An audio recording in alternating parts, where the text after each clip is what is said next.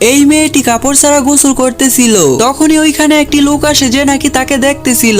সে মেয়েটিকে নদী থেকে উঠে আসার জন্য বলে। তখনই মেয়েটি অন্যদিকে যেতে থাকে, ওই লোকটিও তার সাথে যেতে থাকে। ওই লোকটি মেয়েটিকে তার কাছে আসার জন্য ডাকে এবং তার কাপড় পরার জন্য বলে। মেয়েটির কাপড় ওই লোকটির পিছনে ছিল, তাই মেয়েটি তার কাপড় নিতে পারবে না। তখন লোকটি তাকে বলে প্রতি বছর এই জঙ্গলে 2 থেকে 3টি কাপড় ডুবে মারা যায়। এটা শুনে মেয়েটি তাকে বলে তুমি এইখান থেকে চলে যাও, না হলে আমার বয়ফ্রেন্ড এসে তোমাকে মেরে ফেলবে। লোকটি বলে তোমার বয়ফ্রেন্ড আর কখনোই ফিরে আসবে না, কারণ সে আগেই মারা গেছে। এটা শুনে মেয়েটি ভয় পেয়ে যায় আর তার বয়ফ্রেন্ডকে জোরে জোরে ডাকতে থাকে, কিন্তু তার বয়ফ্রেন্ডের কোনো জবাব আসে না। তাই মেয়েটি আরো ভয় পেয়ে যায় আর পুকুরের অন্য পাশে সাঁতরিয়ে যেতে থাকে। কিছুক্ষণ পরে দেখে ওই লোকটি এখান থেকে চলে গেছে, তাই সাথে সাথে উপরে চলে আসে এবং তার কাপড় পরে নেয় এবং জোরে জোরে বয়ফ্রেন্ডের নাম চিল্লিয়ে গাড়িতে যায়। ওই মেয়েটি কান্না করে গাড়ি দিয়ে পালাতে থাকে, কিন্তু তখনই মোবাইলে তার বয়ফ্রেন্ডের কল আসে। তার বয়ফ্রেন্ডের সাথে কথা বলার আগেই পিছন দিয়ে একটি হাত বেরিয়ে আসে